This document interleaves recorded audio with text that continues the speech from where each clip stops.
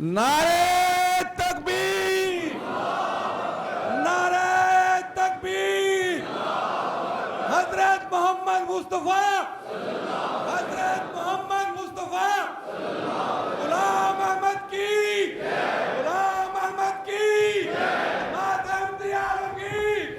انسانیت، حضرت خلیفۃ المسیح الخامس، حضرت خلیفۃ المسیح الخامس، نعرہ تکبیر۔ بیٹھ جائیں۔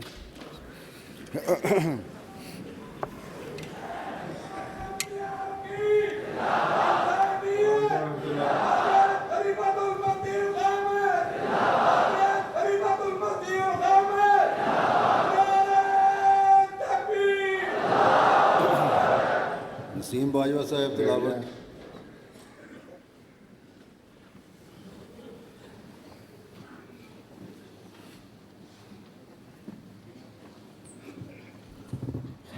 السلام علیکم۔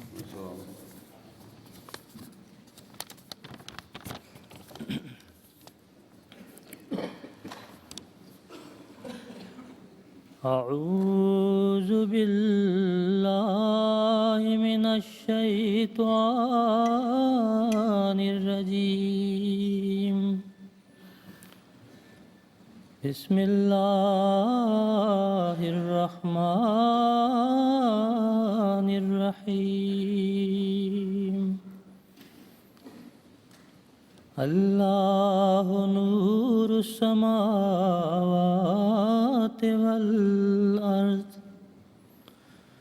مثل نورہ کمشکاۃ فیہا مصباح، المصباح فی زجاجہ، الزجاجۃ کأنہا کوکب دری یوقد من شجرۃ مبارکۃ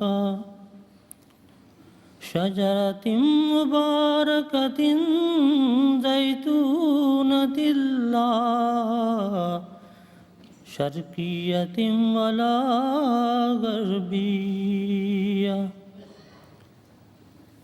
ولا غربیۃ یکاد زیتها یضیء ولو لم تمسسه نار، نور علی نور، یہدی اللہ لنورہ من یشاء، وَيَضْرِبُ اللَّهُ الْأَمْثَالَ لِلنَّاسِ، وَاللَّهُ بِكُلِّ شَيْءٍ عَلِيمٌ۔ فِي بُيُوتٍ أَذِنَ اللَّهُ أَن تُرْفَعَ وَيُذْكَرَ فِيهَا اسْمُهُ يُسَبِّحُ لَهُ فِيهَا بِالْغُدُوِّ وَالْآصَالِ، رِجَالٌ لَّا تُلْهِيهِمْ تِجَارَةٌ وَلَا بَيْعٌ عَن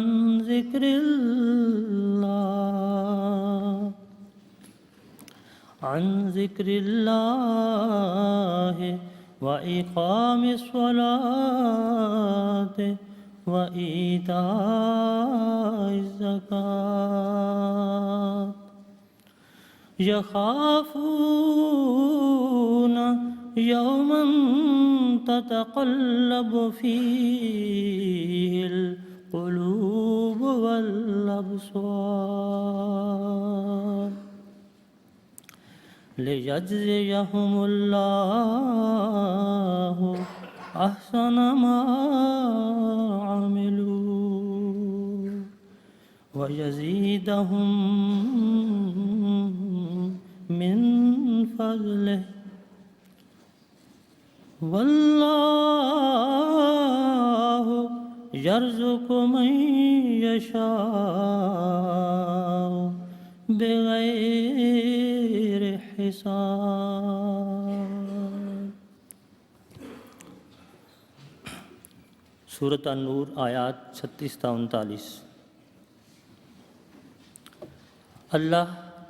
آسمانوں اور زمین کا نور ہے، اس کے نور کی مثال ایک طاق کی سی ہے جس میں ایک چراغ ہو، وہ چراغ شیشے کے شمعدان میں ہو، وہ شیشہ ایسا ہو گویا ایک چمکتا ہوا روشن ستارہ ہے، وہ چراغ زیتون کے ایسے مبارک درخت سے روشن کیا گیا ہو جو نہ مشرقی ہو اور نہ مغربی، اس کا تیل ایسا ہے کہ قریب ہے کہ وہ از خود بھڑک کر روشن ہو جائے، خواہ اسے آگ کا شعلہ نہ بھی چھوا ہو۔ یہ نور علی نور ہے، اللہ اپنے نور کی طرف جسے چاہتا ہے ہدایت دیتا ہے، اور اللہ لوگوں کے لیے مثالیں بیان کرتا ہے، اور اللہ ہر چیز کا دائمی علم رکھنے والا ہے۔ ایسے گھروں میں جن کے متعلق اللہ نے اذن دیا ہے کہ انہیں بلند کیا جائے اور ان میں اس کے نام کا ذکر کیا جائے،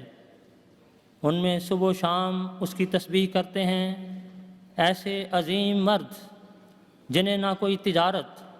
اور نہ کوئی خرید و فروخت اللہ کے ذکر سے یا نماز کے قیام سے یا زکوٰۃ کی ادائیگی سے غافل کرتی ہے۔ وہ اس دن سے ڈرتے ہیں جس میں دل خوف سے الٹ پلٹ ہو رہے ہوں گے اور آنکھیں بھی، تاکہ اللہ انہیں ان کے بہترین اعمال کے مطابق جزا دے جو وہ کرتے رہے ہیں، اور اپنے فضل سے انہیں مزید بھی دے، اور اللہ جسے چاہتا ہے بغیر حساب کے رزق دیتا ہے۔ آپ لوگ تھوڑا سا آگے آ جائیں، پیچھے کافی لوگ ہیں، بیٹھنے کے لیے جگہ ہو جائے گی۔ دائیں طرف کیوں جگہ خالی چھوڑی ہوئی، یہاں بھی پچھوا دیں جگہ۔ انتظامیہ نے لگتا ہے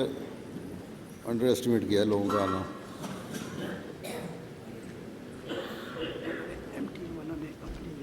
وہ ایم ٹی اے والے کرتے رہتے ہیں، ان کو چھوڑیں، آپ پچھا دیں وہاں۔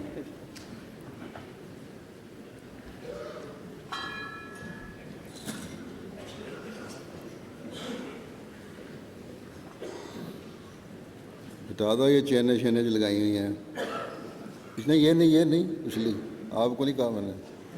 آپ انتظامیہ نہیں، انتظامیہ وہ ہے۔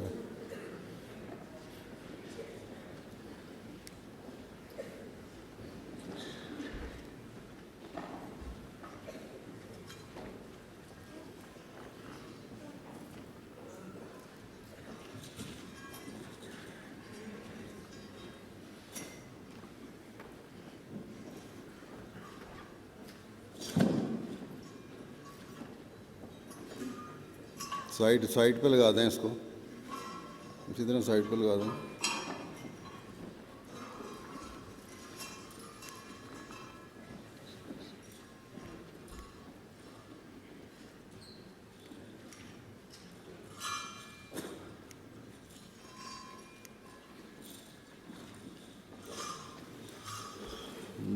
سید عاشق حسین صاحب، فارسی نظم۔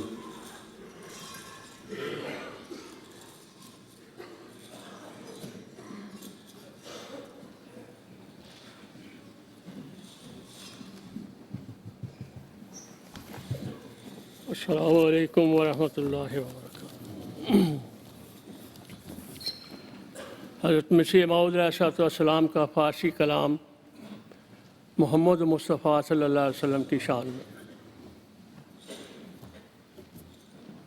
عجب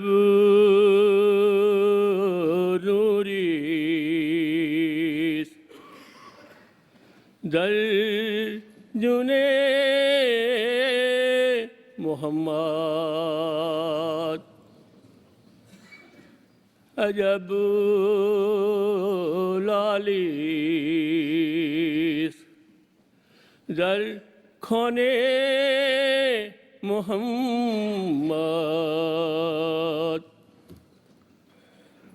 ندونم هیچ نفسی را در دو عالم ندونم هیچ نفسی را در دو عالم که دارد شوکت و شان محمد که دارد شوکت و شان محمد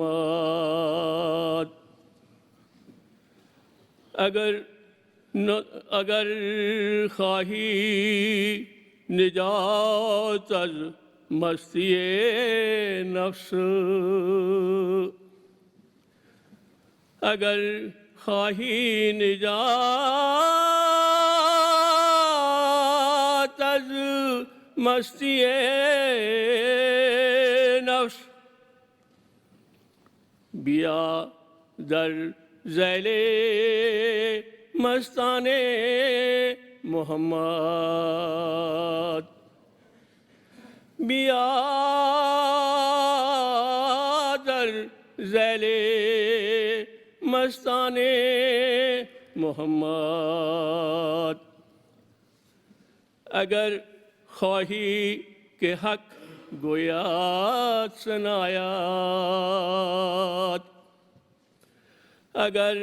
خواهی کہ حق گویات سنایات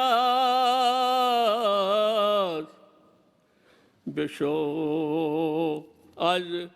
دل شناخان محمد بشو از دل شناخان محمد اگر خواهی دلیلی عاشقش باش اگر خواهی دلیلی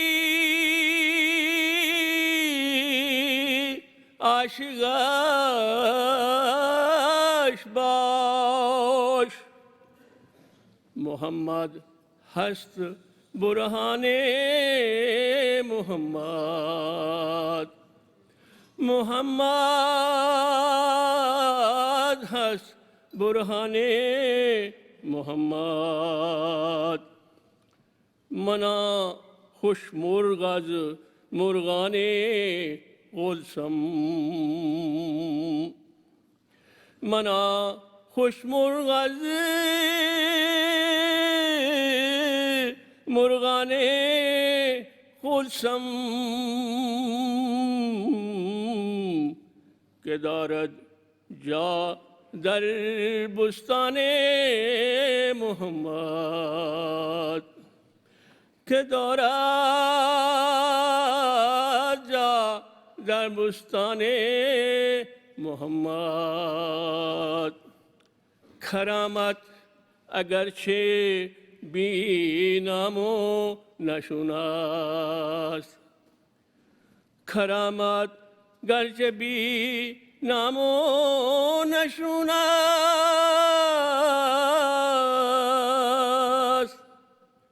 بیا بنگر در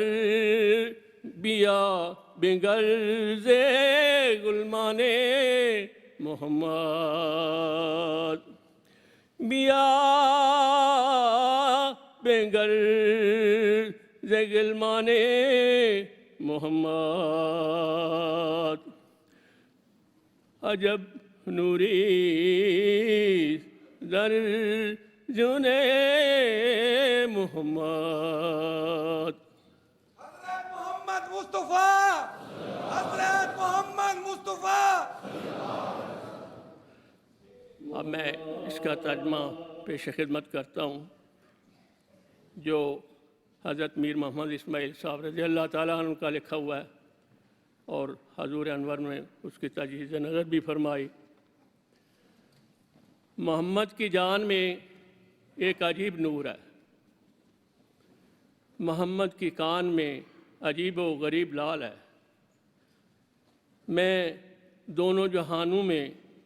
کسی کو نہیں جانتا جو محمد کی سی شان و شوکت رکھتا ہو.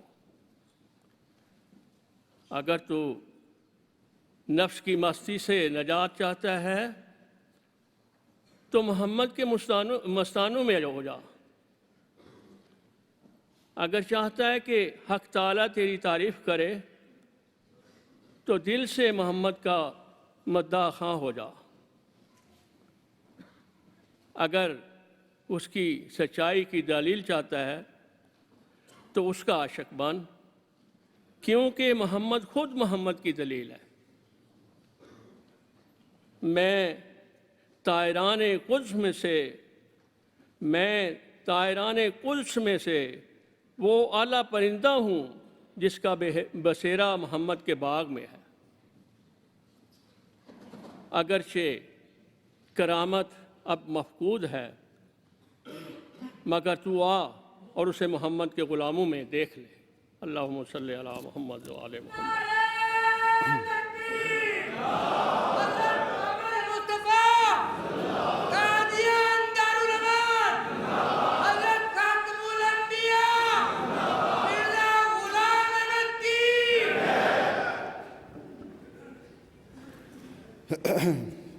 اچھا، نظم حفیظ احمد صاحب.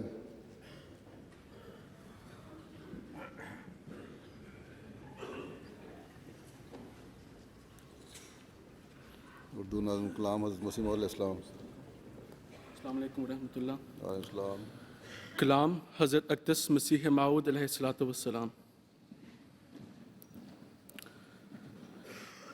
وہ پیشوا ہمارا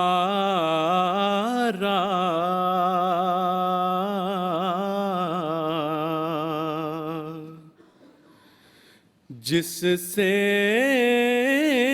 ہے نور سارا، نام اس کا ہے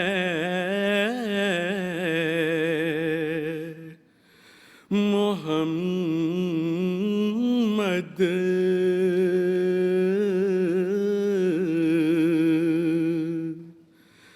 دلبر میرا یہی ہے، نام اس کا ہے محمد.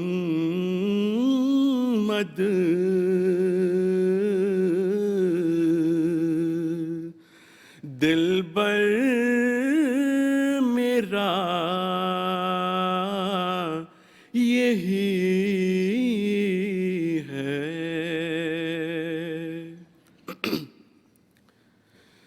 سب پاک ہیں پیغمبر،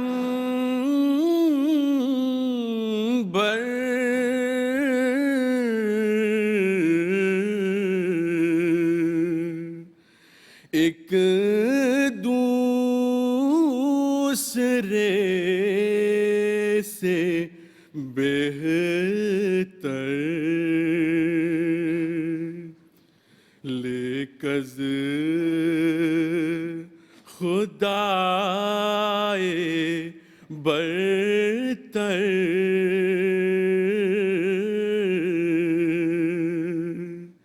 خیر الورا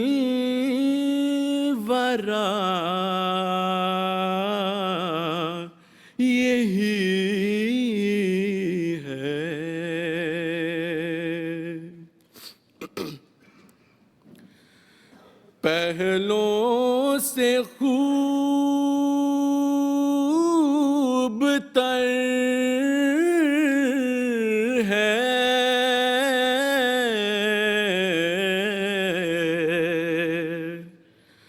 خوبی میں ایک کمر ہے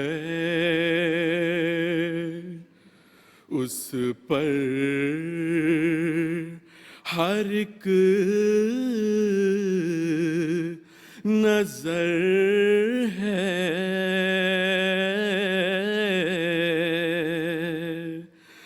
بدرو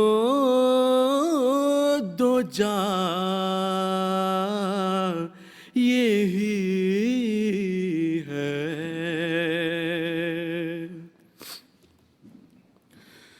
پہلے تو راہ میں ہارے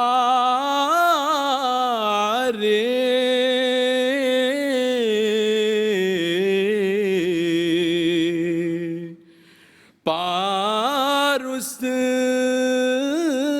نے ہیں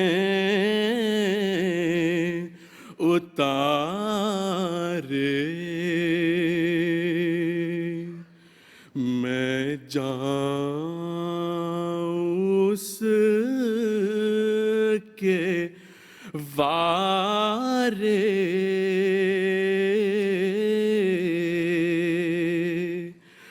بس نا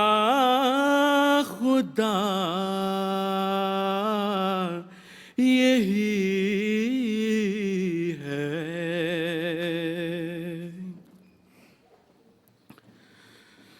پردے جو تھے ہٹائے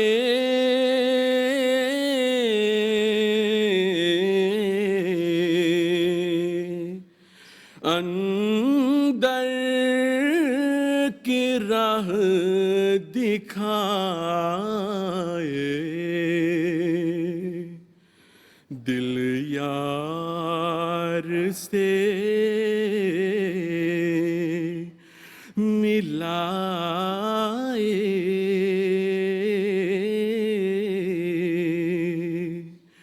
وہ آشنا یہی ہے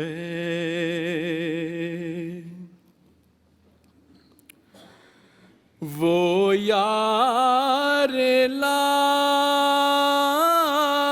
مکانی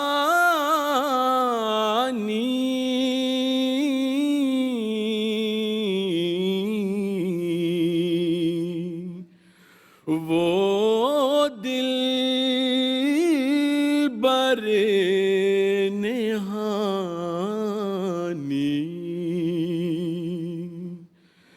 دیکھا ہے ہم نے اس سے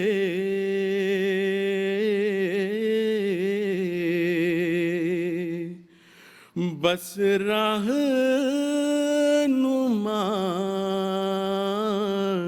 یہی ہے نعرہ تکبیر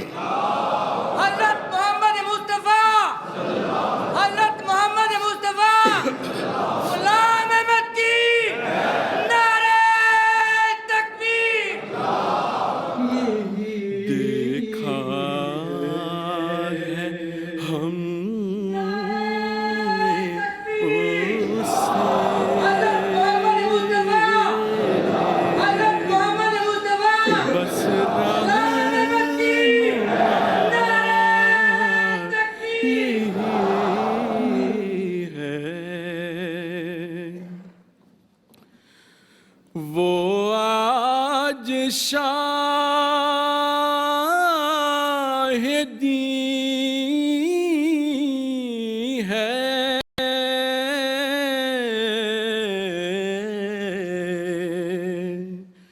وہ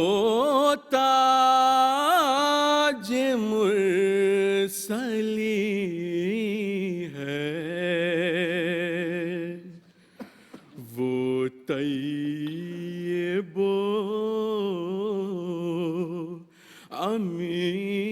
ہے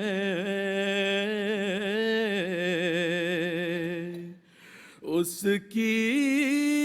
ثنا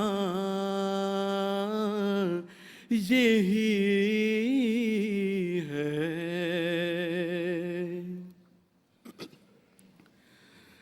حق سے جو حکم آئے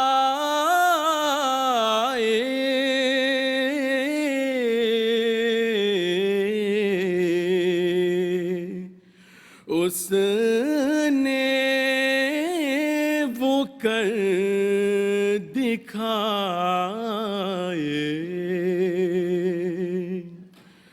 جو راز تھے بتائے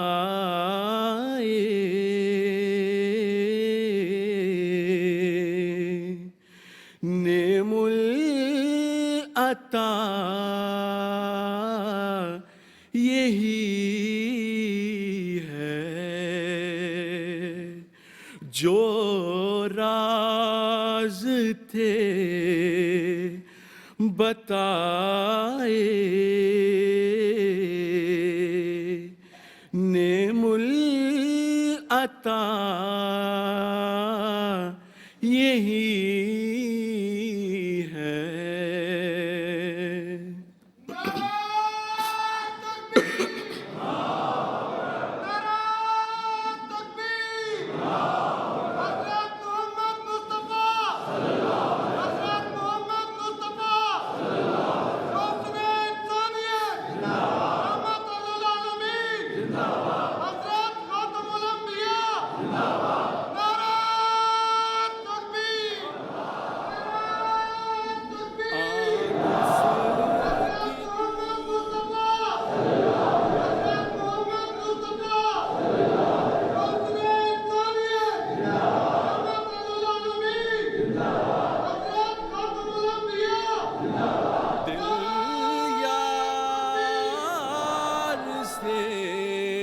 کری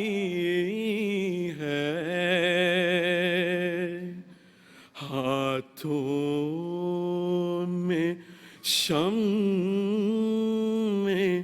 دی ہے عین و ضیا یہی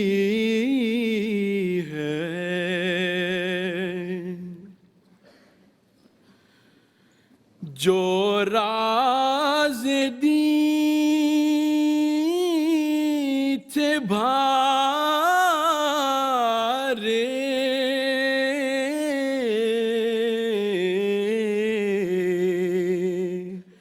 اس نے بتائے سارے.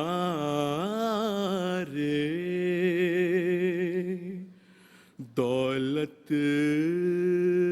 کا دینے والا فرما روا یہی ہے.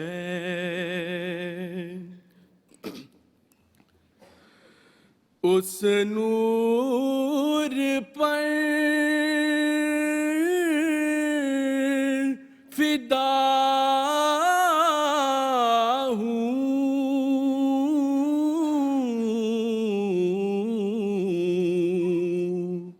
اس کا ہی میں ہوا ہوں. اس نور پر فدا ہوں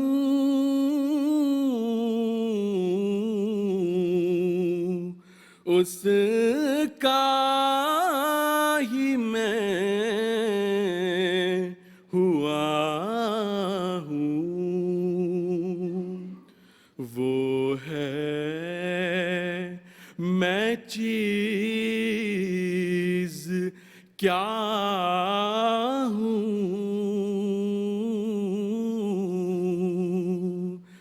بس فیصلہ یہی ہے وہ تکبیر، نعرہ تکبیر، حضرت محمد مصطفیٰ، حضرت محمد مصطفیٰ، محسن انسانیت، محسن انسانیت، غلام احمد کی، غلام احمد کی، قادیان دارالعمان، نعرہ تکبیر، حضرت محمد مصطفیٰ، محسن میں چیز کیا انسانیت، غلام احمد کی، بس غلام احمد کی، فیصلہ قادیان دارالعمان،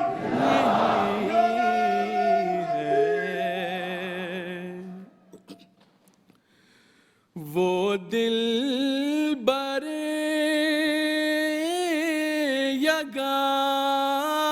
یگانا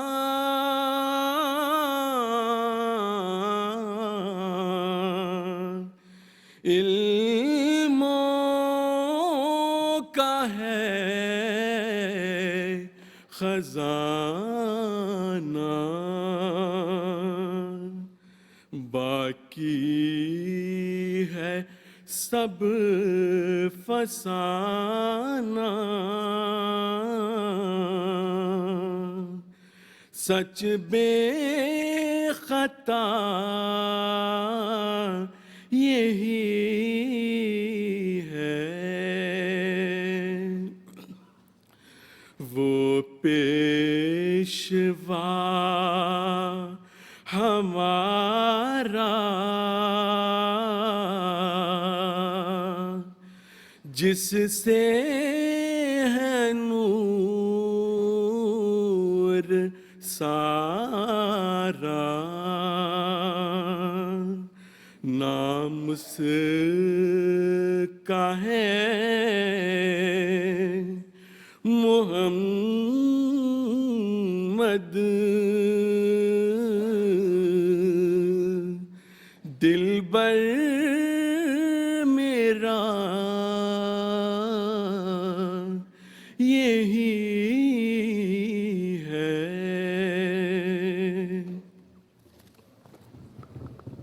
نعرہ تکبیر، حضرت محمد مصطفیٰ، حضرت محمد مصطفیٰ، اسیران راہ مولا، قادیان دارالعمان، قادیان دارالعمان، حضرت خلیفۃ المسیح الخامس، حضرت خلیفۃ المسیح الخامس، غلام احمد کی، غلام احمد کی، نعرہ تکبیر، اسیران راہ مولا، قادیان دارالعمان،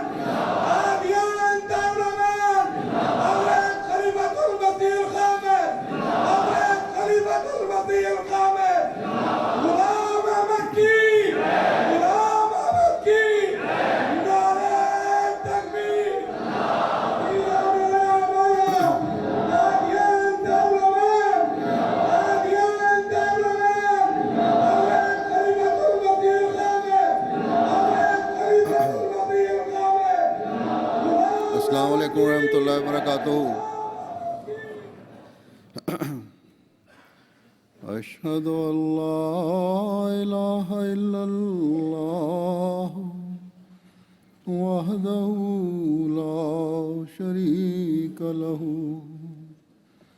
واشہد ان محمدا عبدہ ورسولہ،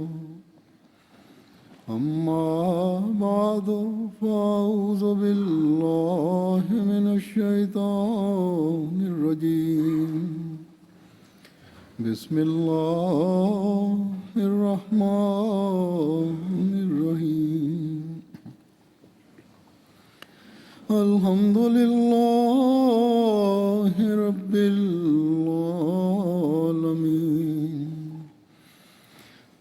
الحمد للہ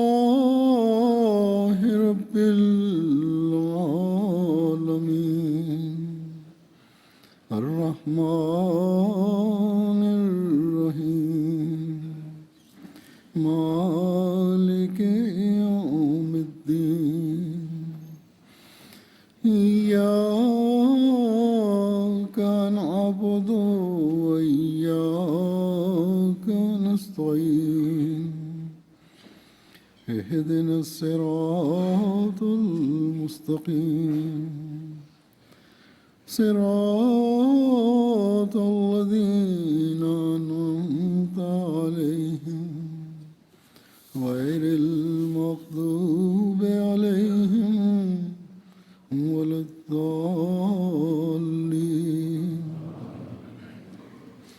ما كان محمد أبا أحد من رجالكم ولكن رسول الله وخاتم النبيين وكان الله بكل شيء عليما. يا أيها الذين آمنوا اذكروا الله ذكرا كثيرا.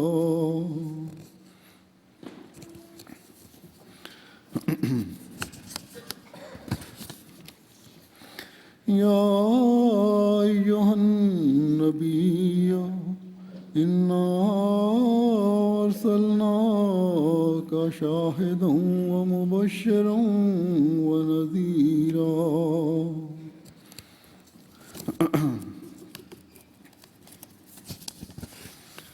وداعيا إلى الله بإذنه وسراجا منيرا وبشر المؤمنين بأن لهم من الله فضلا كبيرا. إن الله وملائكته يصلون على النبي يا أيها الذين آمنوا صلوا عليه وسلموا تسلیما. ان آیات کا ترجمہ یہ ہے کہ محمد صلی اللہ علیہ وسلم تمہارے جیسے مردوں میں سے کسی کا باپ نہیں بلکہ وہ اللہ کے رسول ہیں اور سب نبیوں کا خاتم ہے اور اللہ ہر چیز کا خوب علم رکھنے والا ہے. اے وہ لوگو جو ایمان لائے ہو اللہ کا ذکر کثرت کے ساتھ کیا کرو. اے نبی یقیناً ہم نے تجھے ایک شاہد اور ایک مبشر اور ایک نذیر کے طور پر بھیجا ہے اور اللہ کی طرف اس کے حکم سے بلانے والے اور ایک منور کر دینے والے سورج کے طور پر. اور مومنوں کو خوشخبری دے دے کہ یہ ان کے لیے اللہ کی طرف سے بہت بڑا فضل ہے. یقیناً اللہ اور اس کے فرشتے نبی پر رحمت بھیجتے ہیں. اے وہ لوگو جو ایمان لائے ہو تم بھی اس پر درود اور خوب خوب سلام بھیجو. گزشتہ دنوں ایک خبر یہ آئی کہ علماء اور مجلس ختم نبوت نے فیصلہ کیا ہے کہ سال 2013 پاکستان میں ناموس رسالت کے سال کے طور پر منایا جائے. یہ عجیب عشق رسول ہے کہ ایک سال آپ صلی اللہ علیہ وسلم کے نام کر دیا اور بس. اور اس سال میں بھی کیا ہوگا؟ اس سال میں بھی وہی کچھ ہوگا جو یہ نام نہاد علماء ناموس رسالت اور مذہب کے نام پر اب تک کرتے آئے ہیں. یعنی اپنے مفادات کے لیے، اپنی انانیت کی تسکین کے لیے، مجبوروں اور مظلوموں کا مذہب اور ناموس رسالت کے نام پر خون. بلکہ کہنا چاہیے کہ ناموس رسالت کے نام پر اسلام کی خوبصورت تعلیم کو داغدار کرنے کی مذموم کوشش۔ وہ رسول صلی اللہ علیہ وسلم جسے اللہ تعالیٰ نے رحمت للعالمین بنا کر بھیجا تھا، اس کے نام پر ظلم و بربریت۔ لیکن ان لوگوں کو یاد رکھنا چاہیے کہ اللہ تعالیٰ کی رسی جب ڈھیلی ہوتی ہے تو پکڑ بھی بڑی سخت آتی ہے۔ جب اللہ تعالیٰ کے پیارے دین اور پیارے رسول کے نام پر ظلم و بربریت کیا جائے تو اللہ تعالیٰ مستقل چھٹی نہیں دیتا۔ ایک وقت آتا ہے جب یہ ظلم و تعدی کرنے والے خدا تعالیٰ کی گرفت میں آ جاتے ہیں۔ بس یہ نام نہاد ناموس رسالت اور ختم نبوت کے نام پر قائم کی گئی تنظیمیں خدا تعالیٰ کی ڈھیل کو اپنی کامیابی نہ سمجھیں، نہ ہی اسے خدا تعالیٰ کی رضا سمجھیں۔ اللہ تعالیٰ کی رضا تو رحمت للعالمین کے اسوہ پر عمل کرنے پر ہے۔ خدا تعالیٰ کی رضا تو اس کے دین کی خوبصورت تعلیم کو دنیا میں پھیلانے میں ہے، نہ کسی مذہب کے نام پر، نہ کہ مذہب کے نام پر خون پر۔ بس آج جو لوگ ناموس رسالت کے نام پر غیر مسلموں کے حقوق غصب کر رہے ہیں یا اپنے مفادات کی تسکین کے لیے توہین رسالت کا الزام لگا کر کسی کو بھی مجرم بنا کر قتل و غارت گری پر تلے ہوئے ہیں، وہ حبیب خدا حضرت محمد مصطفیٰ صلی اللہ علیہ وسلم کی تعلیم اور اسوہ کے خلاف چل کر اللہ تعالیٰ کی پکڑ کو دعوت دے رہے ہیں، اور پھر اپنے ظلم کی انتہا کو یہاں تک لے گئے ہیں کہ جو امام اللہ تعالیٰ نے اپنے وعدے کے مطابق اور حضرت صلی اللہ علیہ وسلم کی پیشگوئیوں کے مطابق بھیجا ہے، اس کا نہ صرف انکار کر رہے ہیں بلکہ اس کے لیے دریدہ دہنی اور ظلموں کی حدوں کو بھی چھونے لگے ہیں۔ اس کے ماننے والوں پر ظلموں کی انتہاؤں کو چھو رہے ہیں۔ بس یاد رکھیں، اپنے عمل سے یہ ظلم و بربریت کرنے والے ناموس رسالت نہیں کر رہے، ان کا عمل کسی طور بھی ناموس رسالت کرنے والوں میں شمار نہیں ہو سکتا، بلکہ توہین رسالت کے مرتکب ہو رہے ہیں۔ حضرت صلی اللہ علیہ وسلم کے عاشق اور غلام صادق کے خلاف مغلظات بک کر اللہ تعالیٰ کی پکڑ کو آواز دے رہے ہیں، قرآن کریم کو پڑھنے اور سمجھنے کا دعویٰ کرتے ہیں، لیکن اس میں دیے گئے اللہ تعالیٰ کے اس انذار کو بھول جاتے ہیں کہ وَأُمْلِي لَهُمْ إِنَّ كَيْدِي مَتِينٌ، اور میں انہیں وہ مہلت دیتا ہوں، یقیناً میری پکڑ بڑی سخت ہے۔ بس خدا تعالیٰ کا خوف کریں اور توبہ اور استغفار کریں۔ یاد رکھیں کہ اگر ناموس رسالت کے لیے کھڑا ہونا ہے اور حقیقی مسلمان ہیں تو 1 سال نہیں بلکہ اپنی زندگی کا ہر لمحہ ناموس رسالت کے لیے قربان کرنے کی تیار ہو جائیں، اور اس کا بہترین طریقہ اسوہ رسول صلی اللہ علیہ وسلم پر چلنا اور آپ سے محبت ہے۔ وہ حقیقی محبت ہے، صرف نام کی محبت نہیں، جس کا صحیح طریق سکھانے کے لیے اللہ تعالیٰ نے آپ صلی اللہ علیہ وسلم کے عاشق صادق کو بھیجا ہے۔ بس اس کے ساتھ جڑنا ضروری ہے اگر حقیقی محبت کا اظہار کرنا ہے۔ آپ علیہ السلام نے حضرت صلی اللہ علیہ وسلم کے مقام کو کس طرح سمجھا اور مقام ختم نبوت کیا ہے؟ دنیا کے تمام ادیان پر اسلام اور حضرت صلی اللہ علیہ وسلم کی برتری کس طرح ثابت کرنی ہے؟ یہ سب کچھ اس سے پتہ چل سکتا ہے جس کو زمانے کا امام بنا کر خدا تعالیٰ نے بھیجا، جو رسول اللہ صلی اللہ علیہ وسلم سے سب سے زیادہ محبت کرنے والا تھا، جس کا اوڑھنا بچھونا عشق رسول صلی اللہ علیہ وسلم تھا۔ بس اس کے لیے یہ اس بات کو بتانے کے لیے کہ کس طرح یہ اظہار عشق و محبت کے امام الزمان اور حضرت مسیح موعود علیہ الصلوۃ والسلام نے کیے آن حضرت صلی اللہ علیہ وسلم کے لیے، میں نے چند حوالے لیے ہیں آج، جو جہاں احمدیوں کے لیے ازدیاد ایمان اور مقام خاتم الانبیاء کا عرفان دلانے والے ہیں، علم و عرفان دلانے والے ہیں، وہاں اگر کوئی غیر احمدی نیک فطرت اس کو سن لے تو اسے بھی مقام محمدیت کی حقیقی تصویر دلانے والے اور آپ صلی اللہ علیہ وسلم کے عاشق صادق اور زمانے کے امام مسیح الزمان اور مہدی دوران کے بارے میں نام نہاد علماء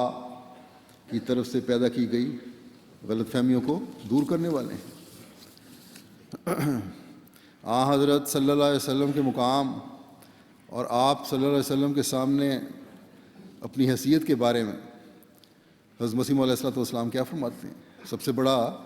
الزام حضرت مسیح موعود علیہ الصلوۃ والسلام پہ یہ لگایا جاتا ہے کہ نعوذ باللہ کہ آپ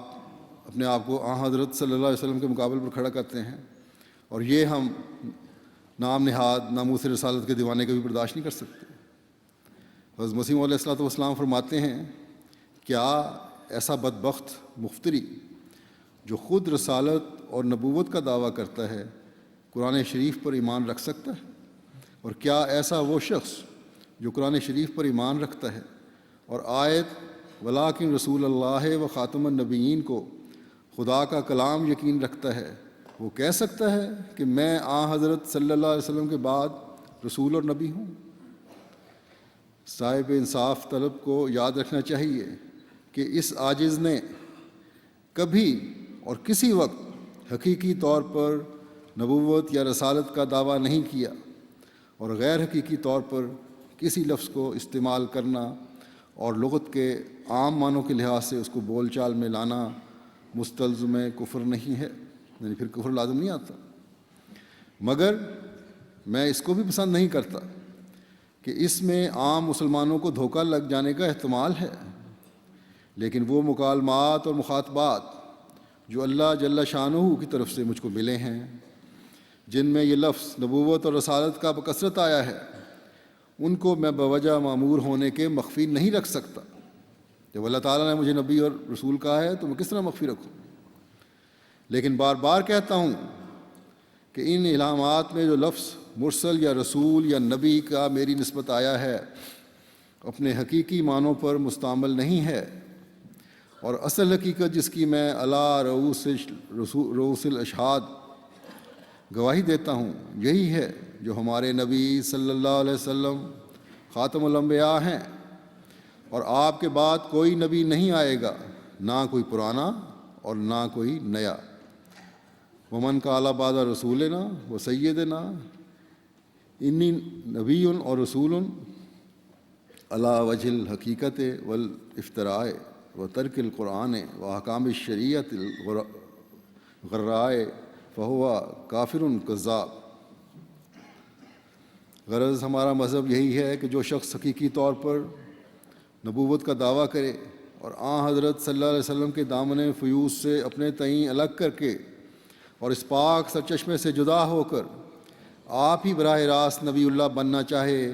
تو وہ ملحد بے دین ہے، اور غالباً ایسا شخص اپنا کوئی نیا کلمہ بنائے گا اور عبادات میں کوئی نئی طرز پیدا کرے گا اور احکام میں کچھ تغیر و تبدل کر دے گا۔ پس بلا شبہ وہ مسلمہ کذاب کا بھائی ہے، اور اس کے کافر ہونے میں کچھ شک نہیں۔ ایسے خبیث کی نسبت کیوں کر کہہ سکتے ہیں کہ وہ قرآن شریف کو مانتا ہے؟ پھر ختم نبوت کی حقیقت بیان فرماتے ہوئے سیدنا حضرت مسیح موعود علیہ الصلوۃ والسلام فرماتے ہیں کہ رسول کریم صلی اللہ علیہ وسلم کے الفاظ مقدسہ ایسے صاف تھے کہ خود اس مطلب کی طرف راہبری کرتے تھے کہ ہرگز اس پیش گوئی میں نبی اسرائیلی کا دوبارہ دنیا میں آنا مراد نہیں ہے، اور آن حضرت صلی اللہ علیہ وسلم نے بار بار فرما دیا تھا کہ میرے بعد کوئی نبی نہیں آئے گا، اور حدیث لا نبی بعدی ایسی مشہور تھی کہ کسی کو اس کی صحت میں کلام نہ تھا، اور قرآن شریف جس کا لفظ لفظ قطعی ہے اپنی آیت کریمہ ولیکن رسول اللہ و خاتم النبیین سے بھی اس بات کی تصدیق کرتا تھا کہ فی الحقیقت ہمارے نبی صلی اللہ علیہ وسلم پر نبوت ختم ہو چکی ہے، پھر کیوں کر ممکن تھا کہ کوئی نبی نبوت کے حقیقی معنوں کی روح سے آن حضرت صلی اللہ علیہ وسلم کے بعد تشریف لاوے؟ اس سے تو تمام تاروپود اسلام درہم برہم ہو جاتا تھا، اور یہ کہنا کہ حضرت عیسیٰ نبوت سے معطل ہو کر آئے گا نہایت بے حیائی اور گستاخی کا کلمہ ہے۔ کیا خدا تعالیٰ کے مقبول اور مقرب نبی حضرت عیسیٰ علیہ السلام جیسے اپنی نبوت سے معطل ہو سکتے ہیں؟ پھر کون سا راہ اور طریق تھا کہ خود حضرت عیسیٰ علیہ السلام دوبارہ دنیا میں آتے؟ غرض قرآن شریف میں خدا تعالیٰ نے آن حضرت صلی اللہ علیہ وسلم کا نام خاتم النبیین رکھ کر، اور حدیث میں خود آن حضرت صلی اللہ علیہ وسلم نے لا نبی بعدی فرما کر اس امر کا فیصلہ کر دیا تھا کہ کوئی نبی نبوت کے حقیقی معنوں کی روح سے آن حضرت صلی اللہ علیہ وسلم کے بعد نہیں آ سکتا، اور پھر اس بات کو زیادہ واضح کرنے کے لیے آن حضرت صلی اللہ علیہ وسلم نے یہ بھی فرما دیا تھا کہ آنے والا مسیح موعود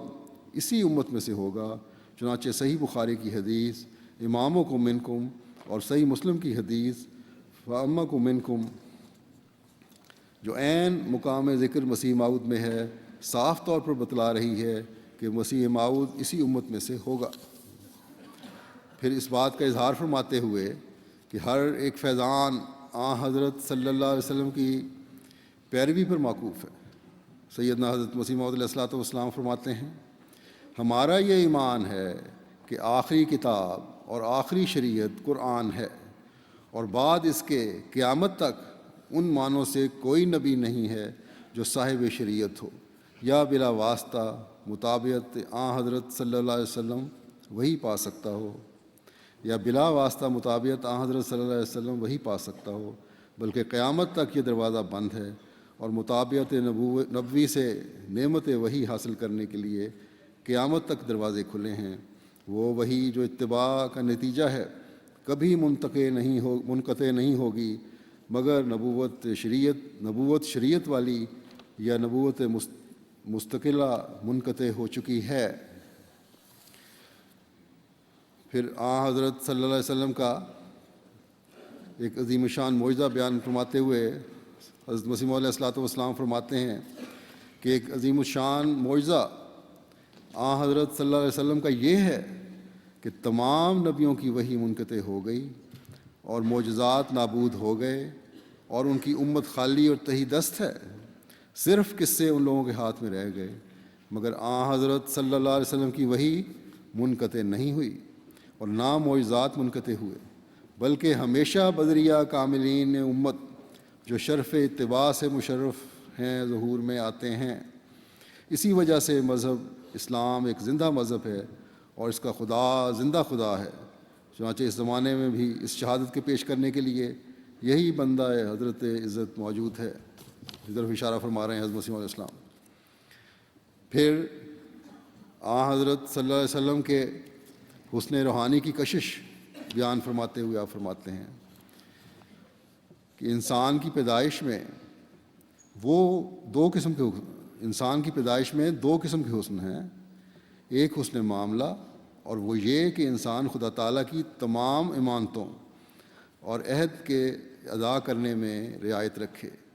کہ کوئی امر حد الوسع ان کے متعلق فوت نہ ہو۔ دوسرا حسن انسان کی پیدائش میں حسن بشرا ہے، لیکن یہ حسن جو روحانی حسن ہے جس کو حسن معاملہ کے ساتھ موسوم کر سکتے ہیں، یہ وہ حسن ہے جو اپنی قوی کششوں کے ساتھ حسن بشرا سے بہت بڑھ کر ہے، یعنی کہ ظاہری حسن سے، چہرے میرے کے حسن سے بہت بڑھ کر ہے، کیونکہ حسن بشرا صرف ایک یا دو شخص کے فانی عشق کا موجب ہوگا، جو جلد زوال پذیر ہو جائے گا اور اس کی کشش نہایت کمزور ہوگی۔ عارضی حسن جو انسان کا ہوتا ہے وہ تو ختم ہو جاتا ہے ایک وقت میں آ کے، لیکن وہ روحانی حسن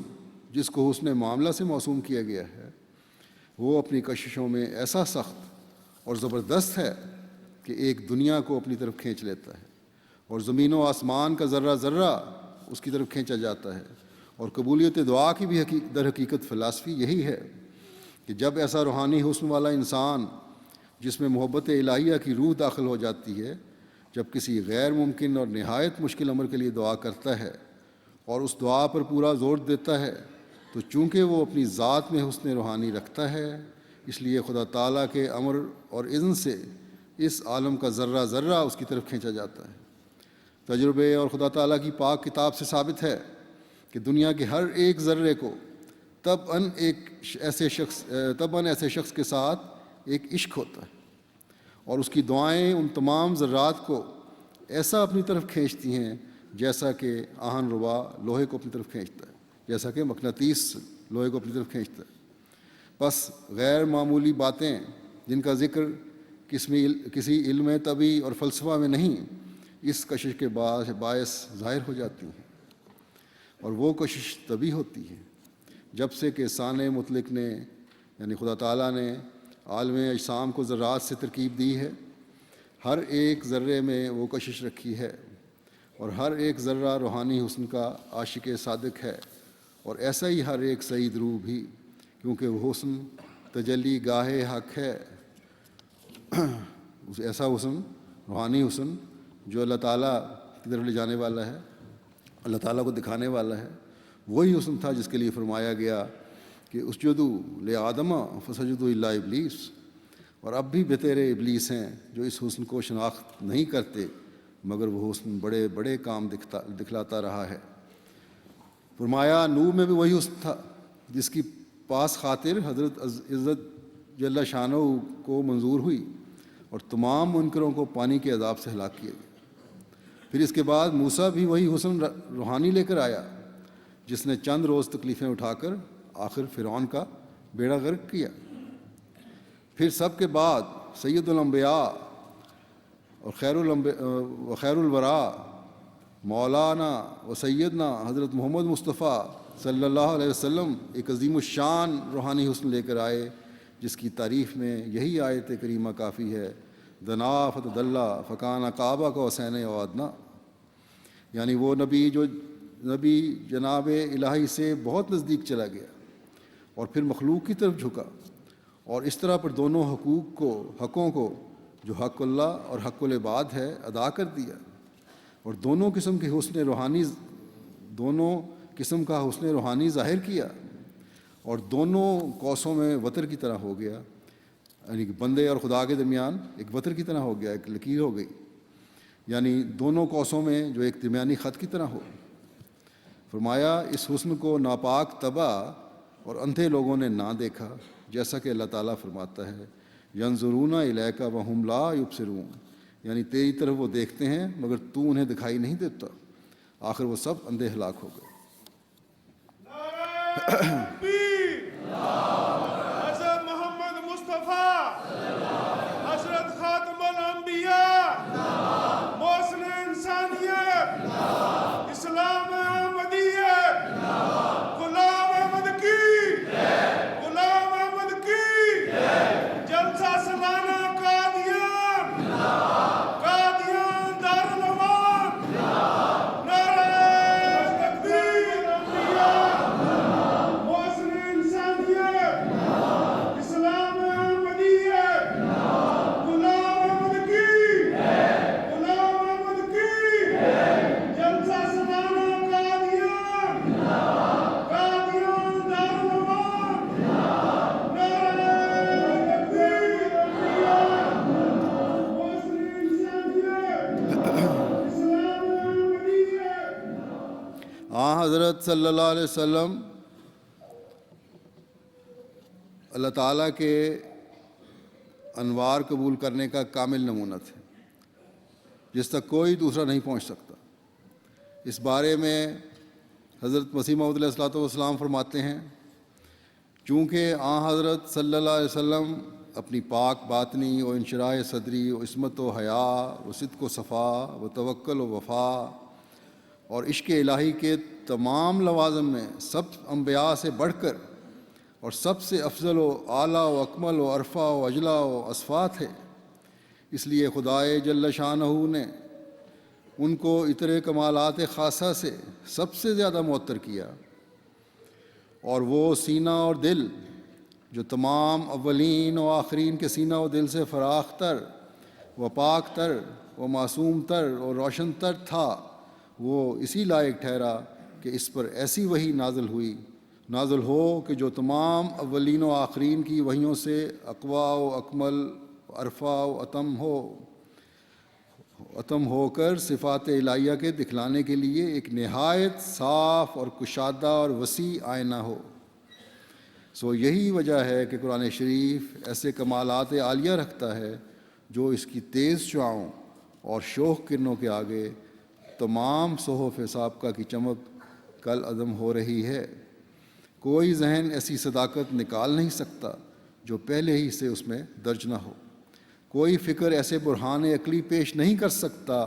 جو پہلے ہی سے اس نے پیش نہ کی ہو، کوئی تقریر ایسی قوی اثر کسی دل پر ڈال نہیں سکتی جیسے قوی اور پر برکت اثر لاکھوں دلوں پر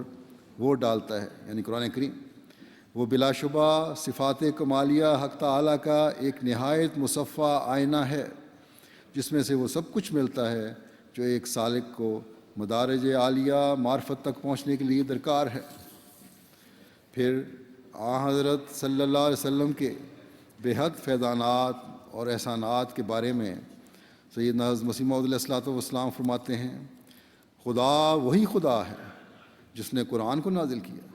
اور جس نے حضرت صلی اللہ علیہ وسلم کو بھیجا، جس کے مدارج اور مراتب سے دنیا بے خبر ہے، یعنی سیدنا حضرت محمد مصطفیٰ صلی اللہ علیہ وسلم۔ یہ عجیب ظلم ہے کہ جاہل اور نادان لوگ کہتے ہیں کہ عیسیٰ آسمان پر زندہ ہے، حالانکہ زندہ ہونے کے علامات حضرت صلی اللہ علیہ وسلم کے وجود میں پاتا ہوں۔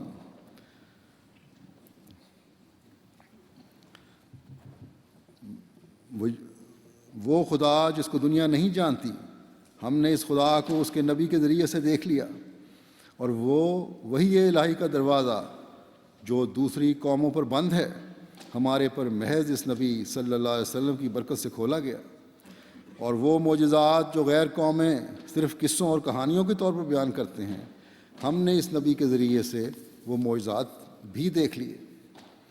اور ہم نے اس نبی کا وہ مرتبہ پایا جس کے آگے کوئی مرتبہ نہیں، مگر تعجب کہ دنیا اس سے بے خبر ہے۔ خدا تو تمہیں یہ ترغیب دیتا ہے کہ تم اس رسول صلی اللہ علیہ وسلم کی کامل پیروی کی برکت سے تمام رسولوں کے متفرق کمالات اپنے اندر جمع کر سکتے ہو، لیکن امت کا ایک بڑا حصہ اس وقت کر کے رہا ہے، ان سے دور ہٹتا چلا جا رہا ہے، اور اسی لیے غیروں کو یہ موقع مل رہا ہے کہ حضرت صلی اللہ علیہ وسلم یا اسلام اور قرآن پر حملے کریں۔ پھر حضرت صلی اللہ علیہ وسلم کے بارے میں فرماتے ہیں کہ آپ صلی اللہ علیہ وسلم کی 10 روز کی پیروی سے وہ روشنی ملتی ہے جو اس سے پہلے 1000 برس کے مجاہدے سے نہیں مل سکتی تھی۔ فرمایا کہ ہم جب انصاف کی نظر سے دیکھتے ہیں تو تمام سلسلہ نبوت میں سے اعلیٰ درجے کا جوان مرد نبی اور زندہ نبی اور خدا کا اعلیٰ درجے کا پیارا نبی صرف ایک مرد کو جانتے ہیں، اعلیٰ درجے کا پیارا نبی صرف ایک مرد کو جانتے ہیں، یعنی وہی نبیوں کا سردار، رسولوں کا فخر، تمام مرسلوں کا سرتاج، جس کا نام محمد مصطفیٰ و احمد مجتبیٰ صلی اللہ علیہ وسلم ہے، جس کے زیر سایہ 10 دن چلنے سے وہ روشنی ملتی ہے جو پہلے اس سے 1000 برس تک نہیں مل سکتی تھی۔ وہ کیسی کتابیں ہیں جو ہمیں بھی اگر ہم ان کے تابع ہوں مردود اور مخذول اور سیاہ دل کرنا چاہتی ہیں، کیا ان کو زندہ نبوت کہنا چاہیے، جن کے سائے سے ہم خود مردہ ہو جاتے ہیں،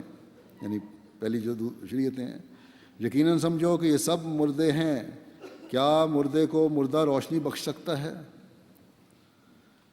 یسوع کی پرستش کرنا صرف ایک بت کی پرستش کرنا ہے۔ کوئی اس کو قبول کرے یا نہ کرے مگر یہی سچ ہے، اور سچ میں برکت ہے کہ آخر اس کی روشنی دنیا پر پڑتی ہے، تب دنیا کی تمام دیواریں چمک اٹھتی ہیں، مگر وہ جو تاریکی میں پڑے ہوں سو ان کو اثر نہیں ہوتا۔ سو آخری وصیت یہی ہے کہ ہر ایک روشنی ہم نے رسول نبی امی کی پیروی سے پائی ہے، اور جو شخص پیروی کرے گا وہ بھی پائے گا، اور ایسی قبولیت اس کو ملے گی کہ کوئی بات اس کے آگے انہونی نہیں رہے گی۔ زندہ خدا جو لوگوں سے پوشیدہ ہے اس کا خدا ہوگا، اور جھوٹے خدا سب اس کے پیروں کے نیچے کچلے اور روندے جائیں گے۔ وہ ہر ایک جگہ مبارک ہوگا، اور الہی قوتیں اس کے ساتھ ہوں گی۔ والسلام علی من اتبع الہدی۔ حضرت صلی اللہ علیہ وسلم کی عظمت شان پر آپ کے کام اور آپ کی مشکلات کی شہادت کا ذکر کرتے ہوئے آپ حضرت مسیح علیہ السلام فرماتے ہیں کہ ہر ایک زمانہ جو نوع انسان پر آیا وہ اس بات کا مقتضی تھا، اس بات کا تقاضا کرتا تھا کہ جو اس زمانے کے مطابق کتب دی جاوے۔ یہی وجہ ہے کہ قومی وحدت کا جب خدا نے ارادہ کیا تب ہر ایک قوم کے لیے جدا جدا رسول بھیجا۔ قوم کو اکٹھا کرنا تھا تو ہر ایک قوم کے لیے نبی آیا، اور یہ قومی وحدت اقوامی وحدت سے مقدم تھی اس زمانے میں، اور حکمت ربانی اس امر کی مقتضی تھی کہ اول ہر ایک ملک میں قومی وحدت قائم کرے، اور جب قومی وحدت کا دور ختم ہو چکا تب اقوامی وحدت کا زمانہ شروع ہو گیا۔ جب وہ دور ختم ہو گیا قومی وحدت کا، انسانوں کو کچھ نہ کچھ اللہ کے ساتھ تعلق پیدا کرنا آ گیا، ایک اکائی قائم کرنا آ گئی، تب بین الاقوامی وحدت کا زمانہ شروع ہوا، اور وہی زمانہ ہمارے نبی صلی اللہ علیہ وسلم کے ظہور کا تھا،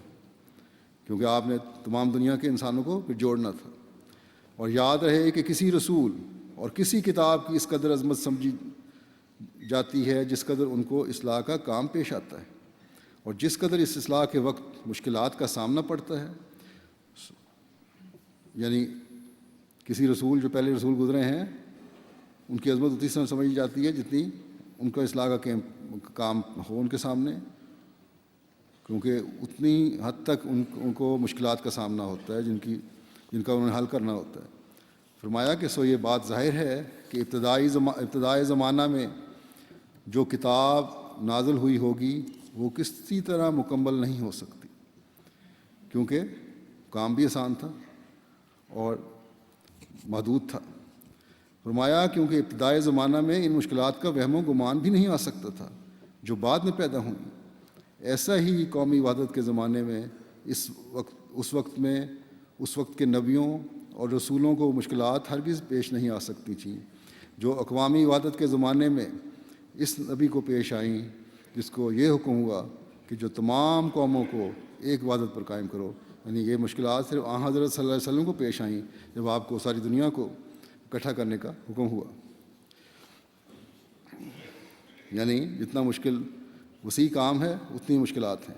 اور یہی ایک حقیقی مسلمان کا بھی آج فرض ہے کہ اس پیغام کو لے کر دنیا میں پھیلائے۔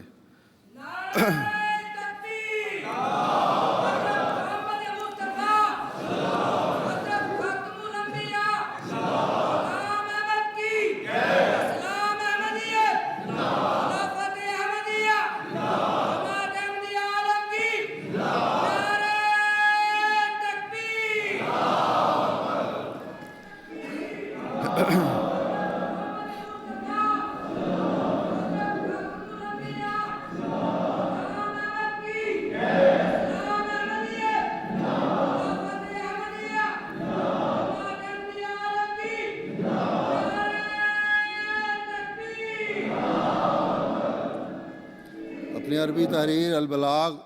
میں حضرت صلی اللہ علیہ وسلم کے بعض احسانات کا ذکر کرتے ہوئے حضرت مسیح علیہ الصلوۃ والسلام فرماتے ہیں، جس کا ترجمہ یہ ہے عربی سے کہ اس نے ہمارے لیے ایک ایسا رسول صلی اللہ علیہ وسلم بھیجا جو کریم ہے، یعنی اللہ تعالیٰ نے ہمارے لیے ایک ایسا رسول صلی اللہ علیہ وسلم بھیجا جو کریم ہے، تمام امور خیر میں صاحب کمال ہے، کمالات کے تمام انواع میں ہر رنگ میں سبقت لے جانے والا ہے، تمام رسولوں اور نبیوں کا خاتم ہے، ام القرا میں آنے والا موعود نبی جو سچ مچ محمد صلی اللہ علیہ وسلم ہے، کیونکہ اس کے فیض یابوں کی زبانیں ہر وقت اس کی ستائش سے تر رہتی ہیں، اور وہ اس روح سے بھی کامل ستائش کا مستحق ہے کہ اس نے امت کی خاطر انتہائی مشقت و محنت اپنے اوپر لی اور دین کی عمارت کو بلند کیا، اور اس لیے بھی کہ وہ ہمارے لیے ایک روشن اور تاباں کتاب لایا، اور اس لیے بھی کہ اسے اپنے خداوند رب العالمین کے پیغاموں کے پہنچانے میں ہمارے لیے طرح طرح کی ایذاؤں کا نشانہ بننا پڑا، پھر اس لیے بھی کہ جو کچھ پہلی کتابوں میں ناتمام اور ناقص رہا تھا اسے آپ صلی اللہ علیہ وسلم نے کامل کیا، اور ہمیں افراط اور تفرید سے اور دیگر تمام عیوب و نقائص سے پاک شریعت عطا کی اور اخلاق کو کمال تک پہنچایا، اور جو کچھ ناقص تھا اسے کامل کیا، اور تمام اقوام عالم کو اپنا ممنون احسان کیا، اور جو چوٹی کے فصیح و بلیغ بیانوں اور نہایت روشن وحی کے ذریعے سے رشد کی راہیں بتائیں، اور مخلوق کو گمراہی سے بچایا، اور اپنے نمونے کے ذریعے سے کنارہ کش بنایا، اور بہائم و انعام کو گویا کر دیا، یعنی جانوروں کو، جانور کی طرح جو انسان تھے ان کو بھی زبانیں عطا کر دیں، اور ان میں ہدایت کی روح پھونک دی، اور تمام مرسلین کے وارث بنا دیا، اور انہیں ایک ایسا پاک و صاف کیا کہ وہ اللہ تعالیٰ کی رضا میں فنا ہو گئے، اور اللہ تعالیٰ کے لیے انہوں نے پانی کی طرح اپنے خون بہا دیے، اور کامل اطاعت کے ساتھ اپنے آپ کو بکلی اللہ تعالیٰ کے سپرد کر دیا، اور پھر دوسری طرف آپ نے اچھوتے اور مخفی در مخفی لطائف و معارف اور نادر نکات کی تعلیم دے کر ہمارے جیسے آپ کے دسترخوان کا پس خوردہ کھانے والوں کو حقیقی فضیلت کے مقام پر پہنچا دیا، اور آپ کی رہنمائی کے طفیل حق تعالیٰ تک پہنچنے کی راہیں ہم نے اپنی آنکھوں سے دیکھ لیں، اور ہم فلک بری پر جا پہنچے بعد اس کے کہ ہم زمین میں دھنس چکے تھے، یعنی زمین سے اٹھا کے آسمان پر پہنچا دیا اس رسول عربی صلی اللہ علیہ وسلم نے ہمیں۔ بس اے اللہ، روز جزا تک اور عبدالآباد تک آپ صلی اللہ علیہ وسلم پر درود اور سلام بھیج، نیز آپ کی آل پاک طاہرین طیبین اور آپ کے صحابہ کرام پر جو آپ کے ناصر بھی بنے اور منصور بھی، جو اللہ تعالیٰ کی چیدہ اور برگزیدہ جماعت ہے، جنہوں نے اپنی جانوں اور اپنی عزتوں اور آبروؤں اور اپنے اموال و اولاد پر اللہ تعالیٰ کو مقدم کیا، رضی اللہ عنہم اجمعین۔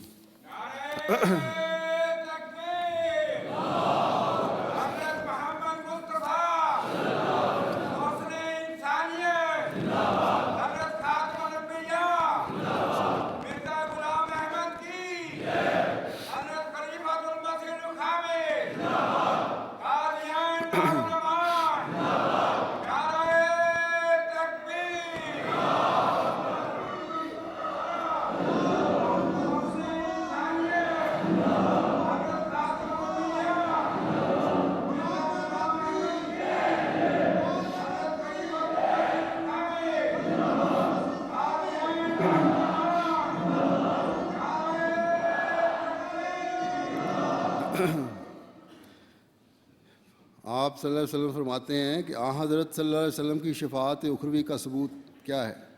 فرمایا ان سب باتوں کے بعد ہم یہ بھی دیکھتے ہیں کہ آخرت کا شفیع وہ ثابت ہو سکتا ہے جس نے دنیا میں شفاعت کا کوئی نمونہ دکھلایا ہو۔ سو اس معیار کو آگے رکھ کر جب ہم موسیٰ پر نظر ڈالتے ہیں تو وہ بھی شفیع ثابت ہوتا ہے، کیونکہ بارہا اس نے اترتا ہوا عذاب دعا سے ٹال دیا، اس کی توریت گواہ ہے۔ اسی طرح جب ہم حضرت محمد مصطفیٰ صلی اللہ علیہ وسلم پر نظر ڈالتے ہیں تو آپ کا شفیع ہونا اجلا بدیہات معلوم ہوتا ہے، بہت روشن تر اور واضح تر معلوم ہوتا ہے، کیونکہ آپ کی شفاعت کا ہی اثر تھا کہ آپ نے غریب صحابہ کو تخت پر بٹھا دیا، اور آپ کی شفاعت کا ہی اثر تھا کہ وہ لوگ باوجود اس کے کہ بت پرستی اور شرک میں نشو و نما پایا تھا، ایسے مواحد ہو گئے جن کی نظیر کسی زمانے میں نہیں ملتی، اور پھر آپ کی شفاعت کا ہی اثر ہے کہ اب تک آپ کی پیروی کرنے والے خدا تعالیٰ کا سچا الہام پاتے ہیں، خدا ان سے ہم کلام ہوتا ہے۔ لیکن کیسی بدقسمتی ہے کہ دوسرے مسلمان سمجھتے ہیں اب کہ اب اللہ تعالیٰ نے اس کے دروازے بند کر دیے ہیں، اس شفاعت کے دروازے کو بند کر رہے ہیں اپنے اوپر۔ پھر حضرت صلی اللہ علیہ وسلم کے معجزات کے بارے میں حضرت مسیح علیہ الصلوۃ والسلام فرماتے ہیں، ہمارے نبی صلی اللہ علیہ وسلم کے نشان اور معجزات دو قسم کے ہیں، ایک وہ جو جناب کے ہاتھ سے یا آپ کے قول یا آپ کے فعل یا آپ کی دعا سے ظہور میں آئے، اور ایسے معجزات شمار کے روح سے قریب 3000 کے ہیں، اور دوسرے وہ معجزات ہیں جو جناب کی امت کے ذریعے سے ہمیشہ ظاہر ہوتے ہیں، اور ایسے نشانوں کی لاکھوں تک نوبت پہنچ گئی اور ایسی کوئی صدی بھی نہیں گزری جس میں ایسے نشان ظہور میں نہ آئے ہوں۔ یہ غیر احمدی ہم مسلم صاحب پہ ایک یہ بھی الزام لگاتے ہیں کہ وسلم کے معجزات کو صرف 3000 کہتے ہیں اور اپنے معجزات کو لاکھوں میں بیان کرتے ہیں، جبکہ آپ یہ فرما رہے ہیں کہ آج تک جو معجزات ہو رہے ہیں یہاں حضرت صلی اللہ علیہ وسلم کے طفیل ہو رہے ہیں جن کی تعداد لاکھوں تک بلکہ شاید کروڑوں تک پہنچ گئی ہو، اور جماعت احمدیہ ہر روز کا مشاہدہ کرتی ہے۔ حضرت محمد مصطفیٰ غلام احمد کی، غلام احمد کی، غلام احمد کی۔ فرمایا اور ایسے نشانوں کی لاکھوں تک نوبت پہنچ گئی ہے، اور ایسی کوئی صدی بھی نہیں گزری جس میں ایسے نشان ظہور میں نہ آئے ہوں۔ چنانچہ اس زمانے میں اس عاجز کے ذریعے سے حضرت مسیح علیہ السلام فرماتے ہیں آپ کے ذریعے سے خدا تعالیٰ یہ نشان دکھلا رہا ہے، ان تمام نشانوں سے جن کا سلسلہ کسی زمانے میں منقطع نہیں ہوتا، ہم یقیناً جانتے ہیں کہ خدا تعالیٰ کا سب سے بڑا نبی اور سب سے پیارا جناب محمد مصطفیٰ صلی اللہ علیہ وسلم ہے، کیونکہ دوسرے نبیوں کی امتیں ایک تاریکی میں پڑی ہوئی ہیں اور صرف گزشتہ قصے اور کہانیاں ان کے پاس ہیں، مگر یہ امت ہمیشہ خدا تعالیٰ سے تازہ بتازہ نشان پاتی ہے۔ لہٰذا اس امت میں اکثر عارف ایسے پائے جاتے ہیں کہ جو خدا تعالیٰ پر اس درجے کا یقین رکھتے ہیں کہ گویا اس کو دیکھتے ہیں، اور دوسری قوموں کو خدا تعالیٰ کی نسبت یہ یقین نصیب نہیں۔ لہذا ہماری روح سے یہ گواہی نکلتی ہے کہ سچا اور صحیح مذہب صرف اسلام ہے۔ ہم نے حضرت عیسیٰ علیہ السلام کا کچھ نہیں دیکھا۔ اگر قرآن شریف گواہی نہ دیتا تو ہمارے لیے اور ہر ایک محقق کے لیے ممکن نہ تھا کہ ان کو سچا نبی سمجھتا، کیونکہ جب کسی مذہب میں صرف قصے اور کہانیاں رہ جاتی ہیں تو اس مذہب کے بانی یا مقتدا کی سچائی صرف ان قصوں پر نظر کر کے تحقیقی طور پر ثابت نہیں ہو سکتی۔ وجہ یہ کہ صدہا برس کے گزشتہ قصے کذب کا بھی احتمال رکھتے ہیں، بلکہ زیادہ تر احتمال یہی ہوتا ہے کیونکہ دنیا میں جھوٹ زیادہ ہے۔ پھر کیوں کر دلی یقین سے ان قصوں کو واقعات صحیحہ مان لیا جائے؟ لیکن ہمارے نبی صلی اللہ علیہ وسلم کے معجزات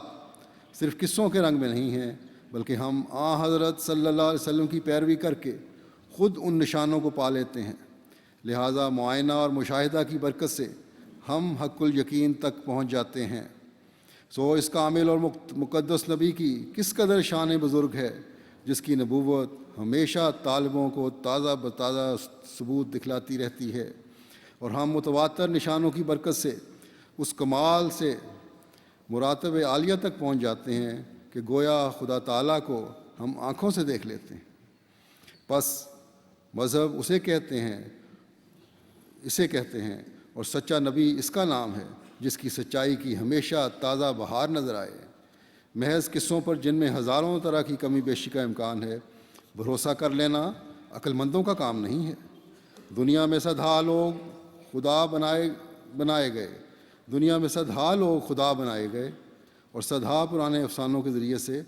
کراماتی کر کے مانے جاتے ہیں۔ بندوں کو خدا بنایا گیا، کئی لوگوں کو کراماتی جانا جاتا ہے، مگر اصل بات یہ ہے کہ سچا کراماتی وہی ہے جس کی کرامات کا دریا کبھی خشک نہ ہو۔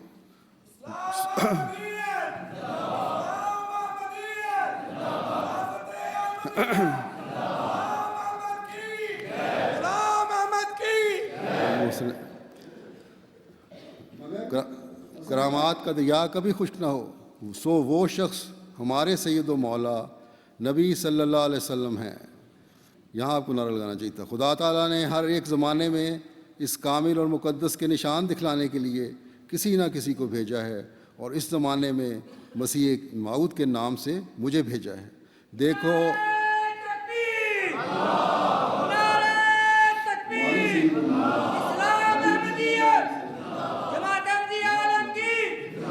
نعرہ تکبیر! دیکھو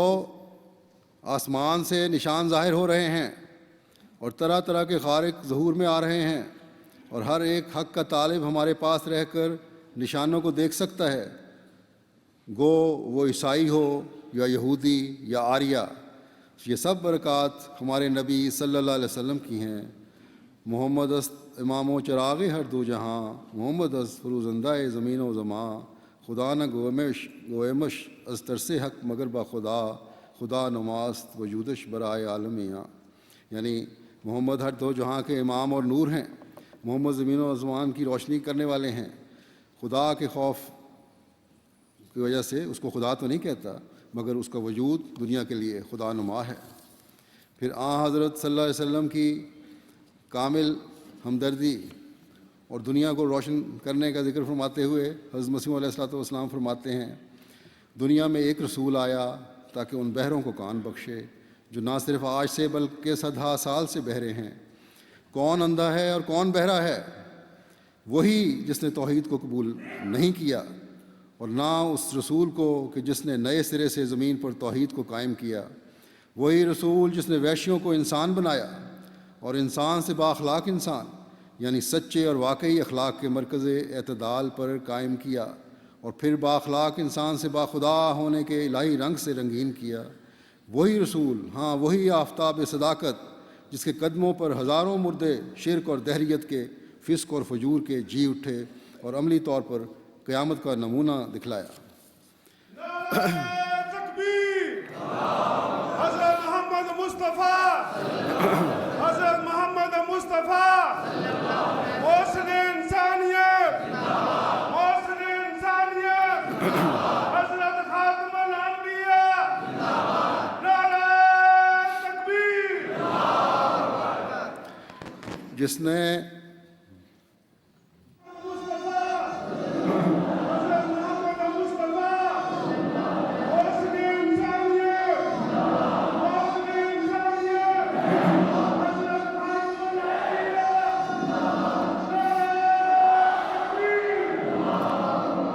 مکہ میں ظہور فرما کر شرک اور انسان پرستی کی بہت سی تاریکی کو مٹایا۔ ہاں دنیا کا حقیقی نور وہی تھا جس نے دنیا کو تاریکی میں پا کر فی الواقعہ وہ روشنی عطا کی کہ اندھیری رات کو دن بنا دیا۔ اس کے پہلے دنیا کیا تھی اور پھر اس کے آنے کے بعد کیا ہوئی؟ یہ ایک ایسا سوال نہیں ہے کہ جس کے جواب میں کچھ دقت ہو۔ اگر ہم بے ایمانی کی راہ اختیار نہ کریں تو ہمارا کانشس ضرور اس بات کے بنوانے کے لیے ہمارا دامن پکڑے گا کہ اس جناب الہی سے پہلے خدا کی عظمت کو ہر ایک ملک کے لوگ بھول گئے تھے۔ اس جناب الہی سے پہلے خدا کی عظمت کو ہر ایک ملک کے لوگ بھول گئے تھے، اور اس سچے معبود کی عظمت اوتاروں اور پتھروں اور ستاروں اور درختوں اور حیوانوں اور فانی انسانوں کو دی گئی تھی، اور ذلیل مخلوق کو اس ذوالجلال و قدوس کی جگہ پر بٹھایا تھا۔ اور یہ ایک سچا فیصلہ ہے کہ اگر انسان اور حیوان اور درخت اور ستارے در حقیقت خدا ہی تھے، جن میں سے ایک یسوع بھی تھا، تو پھر اس رسول کی کچھ ضرورت نہ تھی۔ لیکن اگر یہ چیزیں خدا نہیں تھیں تو وہ دعویٰ ایک عظیم الشان روشنی اپنے ساتھ رکھتا ہے جو حضرت سیدنا محمد صلی اللہ علیہ وسلم نے مکے کے پہاڑ پر کیا تھا۔ وہ کیا دعویٰ تھا؟ وہ یہی تھا کہ آپ نے فرمایا کہ خدا نے دنیا کو شرک کی سخت تاریکی میں پا کر اس تاریکی کو مٹانے کے لیے مجھے بھیج دیا۔ یہ صرف دعویٰ نہ تھا بلکہ اس رسول مقبول صلی اللہ علیہ وسلم نے اس دعویٰ کو پورا کر کے دکھلا دیا۔ اگر کسی نبی کی فضیلت اس کے ان کاموں سے ثابت ہو سکتی ہے جن سے بنی نوح کی سچی ہمدردی سب نبیوں سے بڑھ کر ظاہر ہو، تو اے سب لوگوں اٹھو اور گواہی دو کہ اس صفت میں محمد صلی اللہ علیہ وسلم کی دنیا میں کوئی نظیر نہیں۔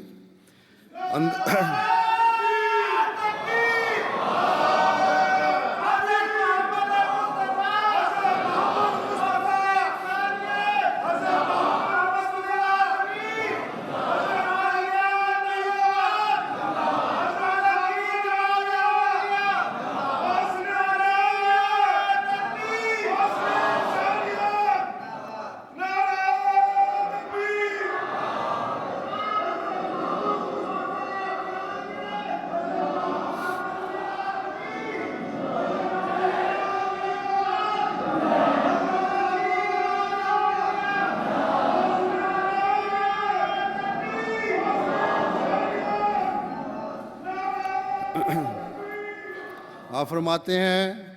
اندھے مخلوق پرستوں نے اس بزرگ رسول صلی اللہ علیہ وسلم کو شناخت نہیں کیا جس نے ہزاروں نمونے سچی ہمدردی کے دکھلائے، لیکن اب میں دیکھتا ہوں کہ وہ وقت پہنچ گیا ہے کہ پاک رسول شناخت کیا جائے۔ چاہو تو میری بات کو لکھ رکھو کہ اب کے بعد مردہ پرستی روز بروز کم ہوگی، یہاں تک کہ نابود ہو جائے گی۔ کیا انسان خدا کا مقابلہ کرے گا؟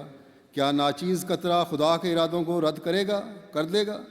کیا فانی آدم ذات کے منصوبے الہی حکموں کو ذلیل کر دیں گے؟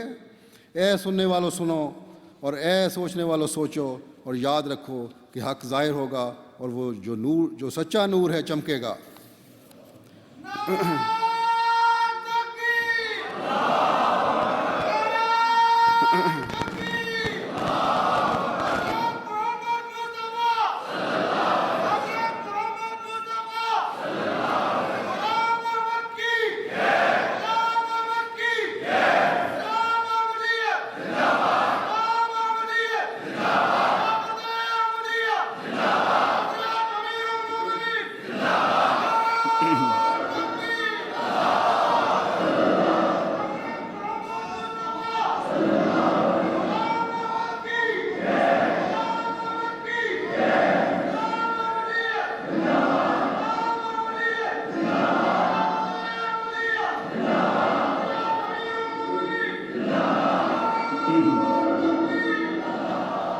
حضرت مسیح موعود علیہ الصلوۃ والسلام فرماتے ہیں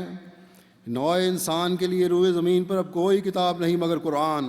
اور تمام آدم زادوں کے لیے اب کوئی رسول اور شفیع نہیں مگر محمد مصطفیٰ صلی اللہ علیہ وسلم۔ سو تم کوشش کرو کہ سچی محبت اس جاہ و جلال کے نبی کے ساتھ رکھو، اور اس کے غیر کو اس پر کسی نوع کی بڑائی مت دو، تا آسمان پر تم نجات یافتہ لکھے جاؤ۔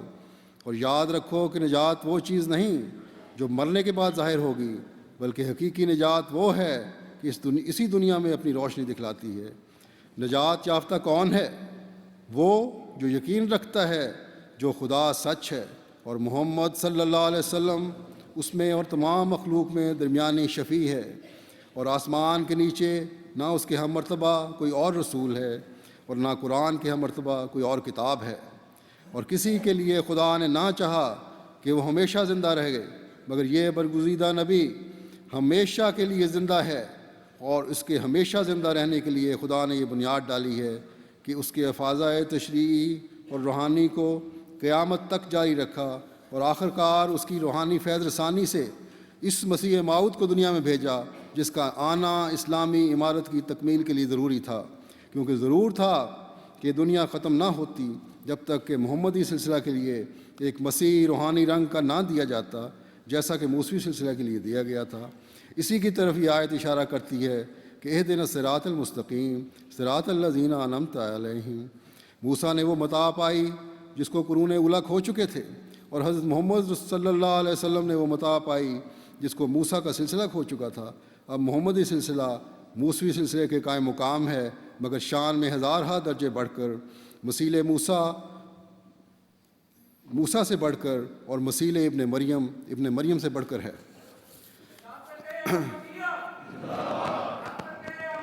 بس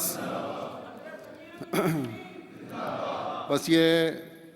چند نمونے میں نے حضرت مسیح موعود علیہ الصلوۃ والسلام کی تحریرات اور ارشادات کے دکھائے ہیں، جن سے ہمیں پہلے سے بڑھ کر حضرت صلی اللہ علیہ وسلم کے مقام، آپ صلی اللہ علیہ وسلم کے حسن و احسان اور آپ صلی اللہ علیہ وسلم کے جاری فیضان کا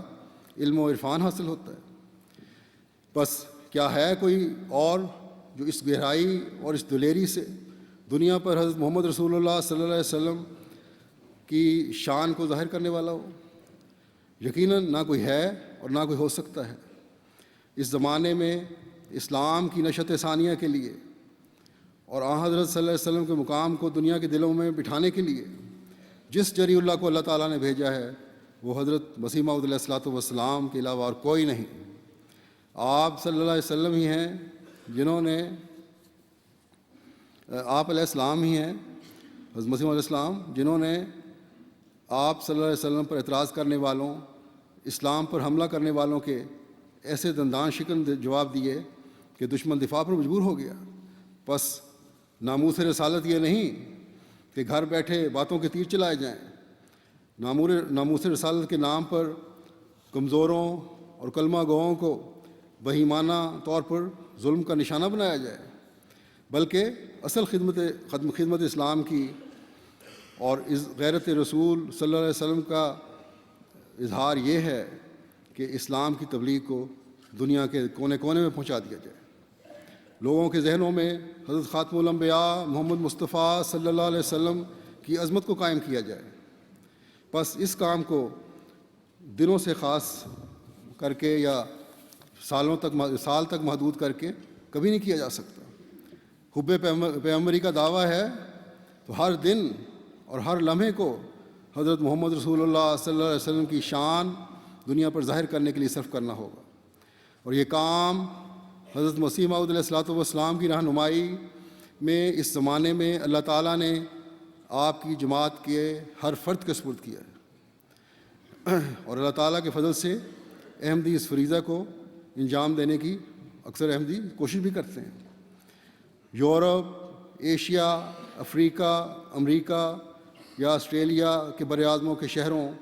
اور قصبوں کی گلیاں ہوں یا کونسل ہال ہوں یا اسکول ہوں یا یورپ اور امریکہ کے ایوان ہیں، ہر جگہ امیروں کو بھی اور غریبوں کو بھی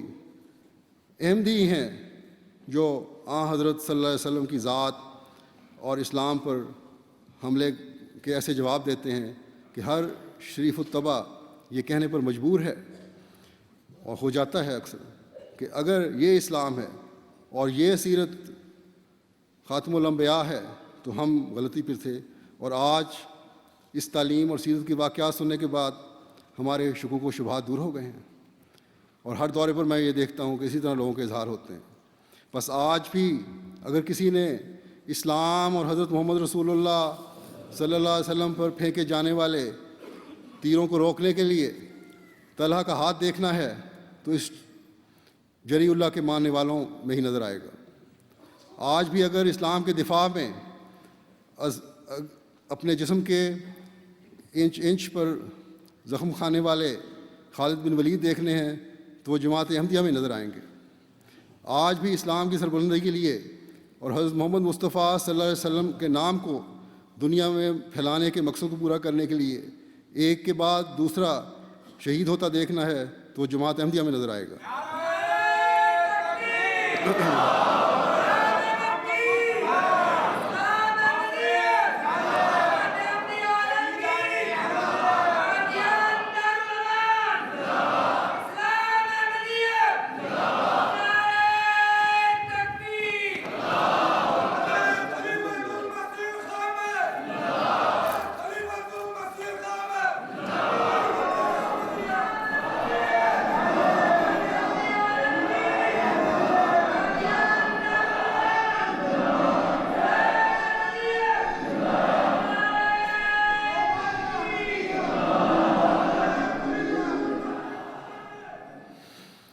ان مخالفین مسیح الزمان کو ان باتوں کا کیا ادراک ہو سکتا ہے کہ ناموس رسالت کیا ہے اور اسلام کی خاطر قربانیوں کے اسلوب کیا ہیں. یہ سیکھنے کے لیے تو اس رسول خدا صلی اللہ علیہ وسلم کے اس عاشق صادق سے جڑنا ہوگا. بس اے مسیح محمدی کے ماننے والوں، حضرت محمد رسول اللہ صلی اللہ علیہ وسلم سے عشق و وفا کی لو کو 2012 کی اس آخری رات میں بھی روشن کر دو، اور پھر اس کو کسی سال تک محدود نہیں رکھنا، بلکہ ہر سال اور ہر دن اس وقت تک اسے روشن رکھنا ہے جب تک کہ یا زندگی ختم ہو جائے یا تمام دنیا حضرت محمد رسول اللہ صلی اللہ علیہ وسلم کے جھنڈے تلے آ جائے.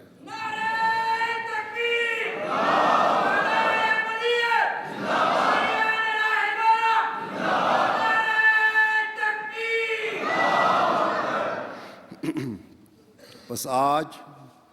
اس سال کے آخری دن میں یہ عہد ہر احمدی کرے، اور ہر سال کے نئے چڑھنے والے دن میں یہ عہد ہر احمدی کرے کہ اس مقصد کے حصول کے لیے ہم ہر قسم کی قربانی دیتے چلے جائیں گے. یاد رکھیں، ہماری فتوحات کے لیے دعاؤں کی شرط خدا تعالیٰ نے رکھی ہوئی ہے. بس دنیا میں بسنے والا ہر احمدی اس سال کو الوداع اور نئے سال کا استقبال ان دعاؤں کے ساتھ کرے۔ اسے مسیح الزمان کی اے مسیح الزمان کی بستی میں آج جلسے میں آئے ہوئے احمدیوں، اس بستی کی اس رات کو بھی اپنی دعاؤں سے اس طرح جگا دو کہ تمہاری دعائیں عرش کے پائے ہلا دیں۔ اے پاکستان سے آئے ہوئے مظلوم احمدیوں، تمہاری دعائیں تو ایک انقلاب کا پیش خیمہ بن سکتی ہیں، بلکہ انقلاب لا سکتی ہیں۔ بس آج اپنے دلوں کو اللہ تعالیٰ کے حضور پگھلا کر پیش کر دو۔ اللہ تعالیٰ تمہیں توفیق دے، اللہ تعالیٰ ہم سب کو اس کی توفیق عطا فرمائے۔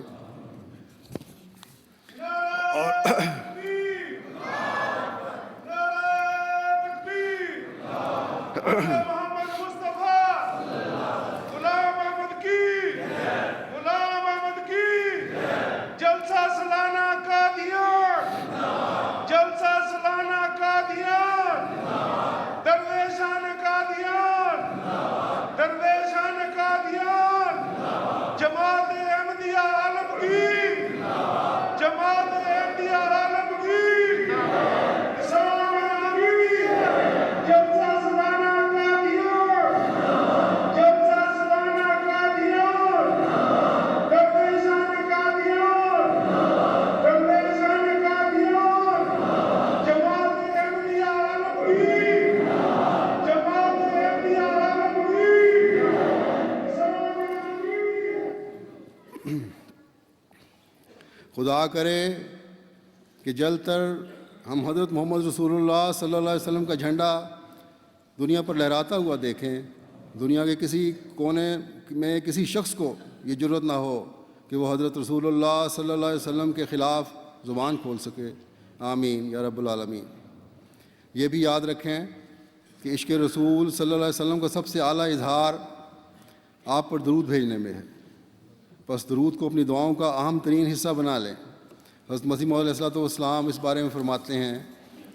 کہ درود شریف اس طور پر نہ پڑھیں کہ جیسا عام لوگ طوطے کی طرح پڑھتے ہیں، نہ ان کو جناب حضرت رسول اللہ صلی اللہ علیہ وسلم سے کچھ کامل خلوص ہوتا ہے، اور نہ وہ حضور تام سے اپنے رسول مقبول کے لیے برکات الہی مانگتے ہیں، بلکہ درود شریف سے پہلے اپنا یہ مذہب قائم کر لینا چاہیے کہ رابطہ محبت حضرت صلی اللہ علیہ وسلم اس درجہ تک پہنچ گیا ہے کہ ہرگز اپنا دل تجویز نہ کر سکے کہ ابتدائی زمانہ سے انتہا تک کوئی ایسا فرد بشر گزرا ہے جو اس مرتبہ محبت سے زیادہ محبت رکھتا تھا، یعنی سب سے زیادہ محبت حضرت صلی اللہ علیہ وسلم سے ہو، یا کوئی ایسا فرد آنے والا ہے جو اس سے ترقی کرے گا۔ اور قیام اس مذہب کا اس طرح پر ہو سکتا ہے اور اس کو مستقل مزاجی سے قائم رکھنا ہے کہ جو کچھ محبان صادق حضرت صلی اللہ علیہ وسلم کی محبت میں مصائب اور شدائد اٹھاتے رہے ہیں یا آئندہ اٹھا سکیں، یا جن جن مصائب کا نازل ہونا عقل تجویز کر سکتی ہے، وہ سب کچھ اٹھانے کے لیے دلی صدق سے حاضر ہو، صلی اللہ علیہ وسلم کی خاطر سب قربانی کے لیے تیار ہونے کے لیے تیار ہو، اور اس سوچ کے ساتھ درود پڑھا جائے۔ فرمایا اور کوئی ایسی مصیبت عقل یا قوت واہمہ پیش نہ کر سکے کہ جس کے اٹھانے سے دل رک جائے،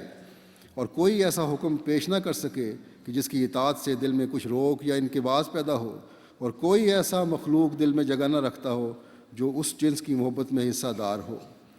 پس جب اس طور پر درود شریف پڑھا گیا تو وہ رسم اور عادت سے باہر ہے، اور بلا شبہ اس کے عجیب انوار صادر ہوں گے، اور حضور تام کی ایک یہ بھی نشانی ہے کہ اکثر اوقات گریہ و بکا کا ساتھ شامل ہو، اور یہاں تک یہ توجہ رگ و ریشہ میں تاثیر کرے کہ خواب اور بیداری یکساں ہو جائے، اتنا شدید ہو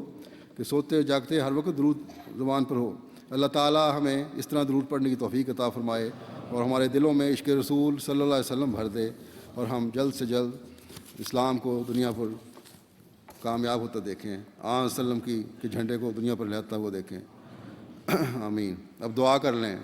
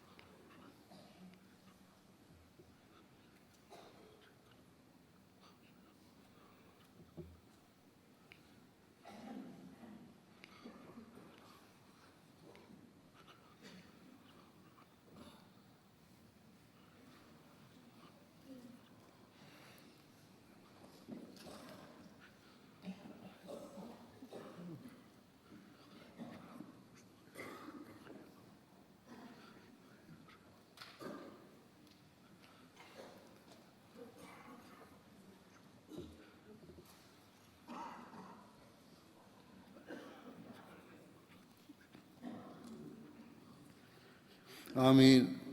नारे तकबीर हज़रत मोहम्मद मुस्तफा हज़रत खातमुल अंबिया गुलाम अहमद की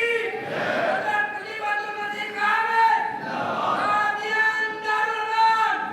कादियान नरेशन नारे तकबीर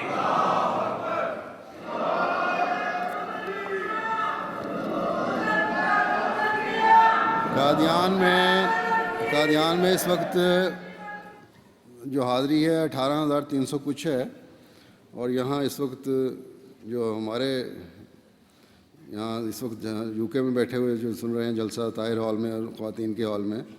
ان کی حاضری 4,176 ہے.